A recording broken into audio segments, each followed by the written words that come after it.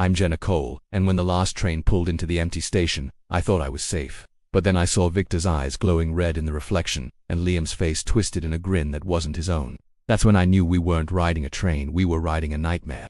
The station was nearly empty, almost eerily so, and the fluorescent lights overhead flickered with a tired, uneven pulse. Shadows stretched across the cold concrete platform, twisting and jerking with every flicker. I had just missed the earlier trains, and now I was waiting for the last one. The kind of train that always felt different, the kind that carried more than just passengers. Something older, something heavier in the air. My bag felt heavier on my shoulder as I walked along the platform, and the echo of my footsteps sounded strange, hollow, as though the station itself was listening. When I finally saw it, creeping along the rails like a dark serpent, I felt a shiver race down my spine.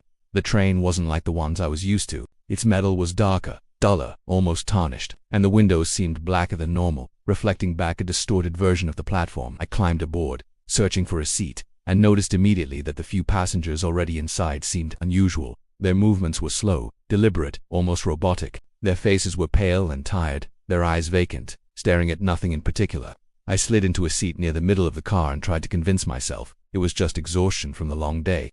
But there was something about the way they sat rigid, unmoving, unnervingly silent that made my stomach tighten. The doors closed with a metallic groan, and the train began to move. At first, the motion was comforting. Rhythmic, the familiar clatter of the tracks beneath the wheels, but that comfort faded quickly. Each tunnel we passed through swallowed the lights completely. Darkness replaced it, thick and suffocating, like a living thing pressing against the windows. I stared outside, but the night seemed too deep, almost unnatural, and shadows stretched along the tunnel walls in ways that made no sense. I tried to tell myself it was just my imagination, but the fear clinging to my chest refused to loosen. Then I noticed the reflections. At first it was just me, pale and wide-eyed, staring back from the window. But in the corner of the glass, a figure appeared, just a shadow at first, but unmistakably shaped like a human. Its face was twisted in a grotesque, knowing grin. I blinked and it was gone. My heart began to pound and I looked around at the other passengers. No one else seemed to notice. Their vacant stares made me feel even more isolated, as though I were the only real person on the train. The deeper into the night we traveled, the more distorted everything became. The train groaned as it rounded corners that seemed impossibly sharp, and I could swear the speed fluctuated, jerking us forward and backward without explanation. The lights flickered intermittently, casting everything into brief moments of pure darkness. In those fleeting seconds, I glimpsed faces, dozens of them, pressed against the windows, some smiling, some silent, all staring straight at me. When the lights returned, there was nothing, only my reflection, pale and frightened. Minutes or maybe hours passed. I couldn't tell, and I felt an odd heaviness settle over the car. The air smelled faintly of metal and dust, and a low vibration hummed through the floorboards, resonating through my bones. I gripped the edge of my seat, trying to steady myself, when I noticed the stations we passed were wrong. The names flickered in jagged letters, glowing faintly like fire. They twisted as we moved past them, almost alive. I didn't recognize any of the names. None of them existed on any map I knew. The familiar rhythm of my daily commute had vanished, replaced with a disorienting, surreal journey into someplace unknown. I leaned closer to the window, trying to see further into the night, but the darkness outside seemed endless, swallowing the light of the train. I couldn't see where the tracks led, or if they even existed at all. And then, in one fleeting instant, I saw Ita's shadow moving in the distance. Too tall, too thin, hunched unnaturally. It paused as if observing me, and though I couldn't hear it, I felt its gaze like cold fingers pressing against my mind. The shadow dissolved into the night, but the unease lingered, spreading through me like icy water. By the time the train screeched into what appeared to be a station, my hands were clammy, my heart hammering in my chest. I braced myself for relief, expecting to step off into familiar ground. But when I looked through the window, the station outside was wrong, twisted, empty, and desolate. Its name, glowing in the same jagged letters, crawled across the sign like it was alive, shimmering and distorting in the shadows. And then I noticed it. The reflection in the window wasn't just me anymore. Something behind me, leaning close, pale and grinning, stared out alongside me as if it had been waiting. I forced myself to stand, my legs trembling, and moved toward the doors, hoping to escape whatever had been watching me. The platform outside was silent, unnervingly so.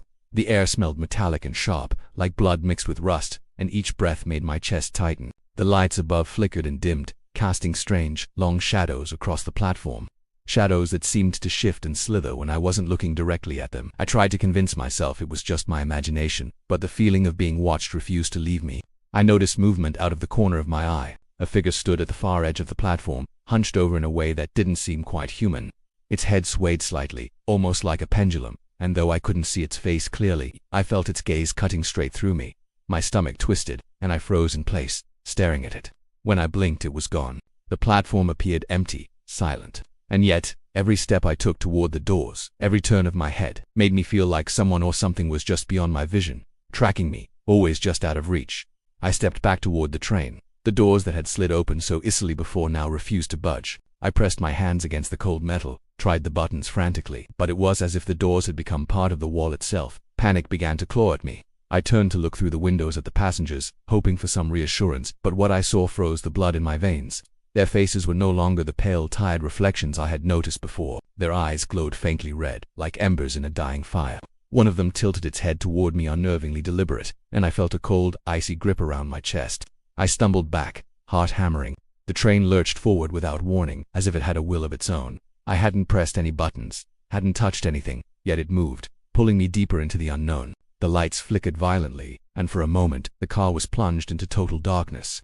In that brief blackness, I felt whispers brush against my ears, soft, urgent, impossible to understand, but their intent clear. They were warning me, or maybe they were laughing. I couldn't tell. My fingers dug into the edge of a seat to steady myself, and when the lights returned, the car looked normal again, almost eerily so. I stumbled through the aisles, desperate to find another door, another way out. Each car looked identical. Rows of empty seats, pale, unmoving passengers staring into nothing. But every so often a reflection in the window would flicker, and I caught glimpses of something impossible, a version of myself with a wide, unnatural grin, or a pale hand reaching from the glass as if trying to pull me in. My breath came in short, ragged gasps, and my thoughts raced. The train seemed endless, like it had no beginning or end, only a continuous loop of metal, shadow, and glowing eyes. A sudden shudder ran through the train, making me lose my balance. The lights dimmed again, and I noticed a new detail. The station signs outside the windows had changed. They were no longer just strange, glowing letters. They were symbols, jagged and shifting, writhing as if alive. My stomach sank as I realized the names were impossible to read, yet somehow familiar, like echoes of memories I didn't remember having. My reflection in the window no longer matched my movements perfectly. It lagged, twisting its expression into something sinister, while I tried in vain to move normally. I tried to scream, but no sound came out. The train seemed to pulse beneath my feet, vibrating in sync with the pounding of my heart. The passengers remained still, eyes fixed on me, glowing, waiting, and then I saw it. In the corner of the car something crouched, hidden in the shadows, its limbs bending at impossible angles. It didn't move fully, but I could feel it observing me, measuring me, as if deciding how to make me part of whatever nightmare this train had become. The doors ahead opened abruptly, revealing a platform, but it wasn't like any station I knew. The floor was cracked and dark. The walls bent at impossible angles, and shadows moved independently of their sources. I dared not step forward, but the train pulled me closer inexorably. I realized with a sinking horror that this platform wasn't meant for passengers, it was meant for me, for something to claim me. As the train slowed and the doors began to close again, I caught one last glimpse outside. There was a figure standing at the edge of the platform, pale, faceless, and impossibly tall. It raised its arms slowly, beckoning, as if inviting me into the darkness. My breath caught, and a scream finally tore from my throat, though I doubted anyone, anywhere, would hear it. The doors slammed shut, the lights flickered, and the train lurched forward, carrying me further into a night that had no end and no escape. I stumbled down the aisle, my hands pressed against the seats to steady myself, but the train seemed to stretch endlessly. Every car looked the same, rows of empty seats, dim lights overhead, and the same pale passengers staring blankly into nothing. My reflection flickered in the windows, but sometimes it wasn't me. Sometimes it was a twisted version of myself, pale and grinning, with eyes black as coal. My stomach churned and I forced myself to keep moving, hoping that if I reached the back of the train, I might find an exit or at least some clue about where I was. The lights flickered and went out completely, plunging the train into total darkness. I could feel the shadows pressing against the walls, the floor, even the air itself. Then came the whispers, soft, urgent, flowing through the darkness in a language I couldn't understand. The words weren't spoken, but somehow I heard them in my mind, echoing, twisting. They urged me to move, but every step felt heavier than the last. My heart pounded in my chest as I stumbled forward, my ears straining to catch the whispers that seemed to come from everywhere and nowhere at once. When the lights returned, the last car ahead looked different from the others. It was almost empty, except for a single suitcase sitting in the middle of the aisle. It was old, leather cracked and worn, as if it had been carried for decades, and it seemed to pulse slightly, as though alive. I couldn't explain why, but I felt drawn to it. Every instinct screamed that I should turn away, but my feet moved forward on their own, almost hypnotically. The train groaned beneath me, and I felt the walls vibrate, like it was alive, waiting for me to reach the suitcase. I knelt beside it, my hands shaking. The leather felt warm to the touch, almost pulsing with a heartbeat that wasn't mine. The zipper creaked slowly, and I braced myself for what might be inside. When it opened, there was nothing at first, just empty space, but then I saw it. A photograph, lying on top as if it had always been there. I picked it up, and my blood ran cold. It was a picture of me, sitting on this very train, asleep in my seat, pale and motionless, eyes closed. I hadn't remembered anyone taking that photo. I hadn't been asleep, and yet, there I was, captured in a moment that seemed impossibly real. The suitcase shuddered, and I dropped the photo in shock. The train groaned again, more violently this time, and I stumbled back, my hand brushing the edge of a seat. In the reflection of the window, I saw them, my fellow passengers, but no longer pale and vacant. Their faces were twisted, mouths stretched into wide, unnatural grins, eyes glowing red. They didn't move, but I could feel their attention on me, like they were waiting for something, measuring me. My heart slammed against my ribs as a realization dawned. This train had not just been carrying passengers, it had been watching me, studying me, and now it was testing me. I moved to the door at the end of the car, hoping for some escape, but the handle twisted in my hand like it was fused to the metal. The lights flickered again, and in the darkness I thought I saw movement in the corner of the car, limbs bending at impossible angles, crawling along the ceiling, disappearing when I turned to face them. My breath came in short, ragged gasps as I stumbled back, pressed against the wall. The train vibrated with a low hum, a sound that seemed to echo in my chest and skull at once, resonating deep inside me. I tried to scream, but no sound came out.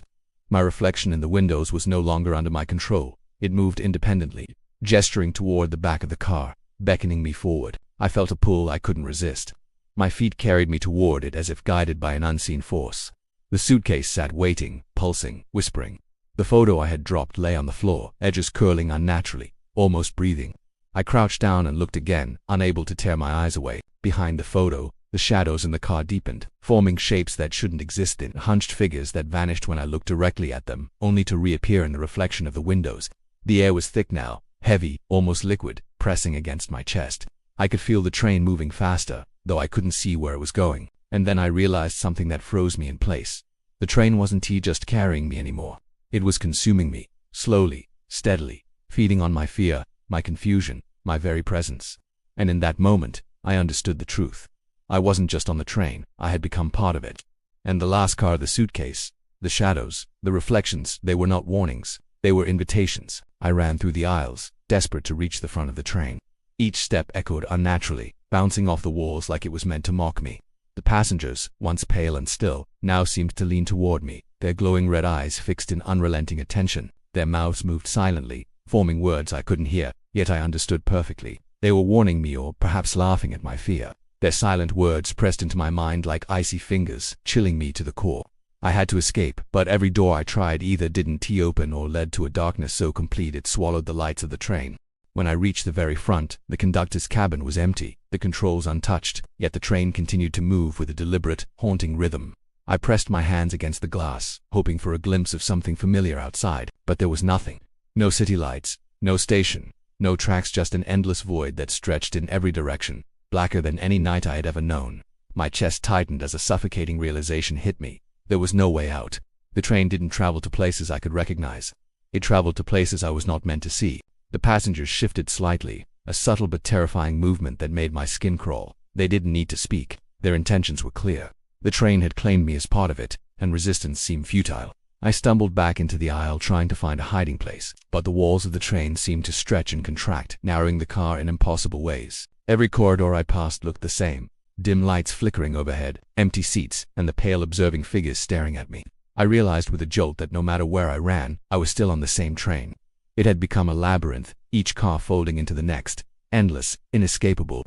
Then I noticed the reflections in the windows again. My own face stared back at me, but it wasn't just my face. It twisted, grinning in a way that felt unnatural, holding a knife that gleamed in the dim light. Behind it, the faces of the passengers appeared, all smiling, all staring directly at me. My stomach churned and I felt bile rise in my throat. I tried to turn away, but the reflection followed me, moving independently, mocking my attempts to escape. It was no longer a reflection. It was a warning of what I could become. I ran toward the back of the train, hoping to reach the last car and the suitcase that had pulled me in before. But the floor vibrated beneath my feet, and the train groaned, as though alive, as though aware of my every move. The whispers returned, louder this time, urgent, pressing against my ears, and my mind screamed in response. I could understand them now. Don't fight, it's too late. I felt my will slipping, the edges of reality bending. The walls of the train shivered and pulsed, and I realized the train itself was aware of me. It wasn't a machine. It was something older, something alive, feeding on my fear, shaping itself around me. The last car appeared, almost impossibly, and the suitcase sat there as if waiting for me. I approached it, each step weighted with terror and dread. The leather seemed to pulse faster now, synchronized with my own heartbeat. I dared not touch it, but I couldn't stop staring. The photograph inside, the one showing me asleep on the train, seemed to shimmer, and I could swear the eyes in it moved, following me with a predatory awareness. The train shuddered violently, and the lights flickered again, plunging the car into darkness. In that instant I realized something more horrifying than anything else I had encountered. The passengers weren't just warnings or watchers.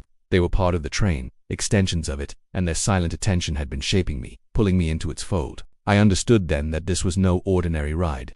I had entered a trap, a living nightmare that existed only to consume the living and fold them into its eternal journey. As the lights returned, I turned slowly to the aisle, and every passenger's head tilted in unison, revealing empty sockets where eyes should have been. The emptiness of their faces pressed against my mind like ice. My breath caught, and I understood the final truth before the train lurched forward. I was not just a passenger anymore. I was becoming part of the train, a reflection, a watcher for the next soul unlucky enough to board the last train. And the doors opened again, silently, inviting, waiting for the next victim. The train came to a slow, almost deliberate stop. My legs shook as I stepped toward the doors, hoping against hope that this station would finally be real, that I could escape the endless nightmare. The doors slid open with an unnatural smoothness, revealing a station, or what I assumed was a station. It was wrong, impossibly wrong. The floor cracked beneath the lights, walls leaned at impossible angles, and shadows moved independently of their sources, flickering in ways that defied reason. The air was thick and cold, pressing against me like a living weight. I took a cautious step forward, my breath fogging in the stale metallic air. The station was empty, silent except for a low hum that vibrated through the floor and into my bones. I thought I saw figures at the edge of my vision, pale and hunched, but when I turned, there was nothing. Every instinct screamed at me to run, but I had nowhere to go. The city beyond the station stretched endlessly, buildings warped and bending, streets twisting like ribbons. The train's rails seemed to vanish into the darkness, swallowed entirely by the night. I turned back to the train. It sat there silently, waiting, almost patient. Doors closed as if it had a mind of its own. The passengers were gone, or so I thought. I glimpsed movement inside, shadows flickering in unison, reflections in the windows hinting at faces I didn't recognize.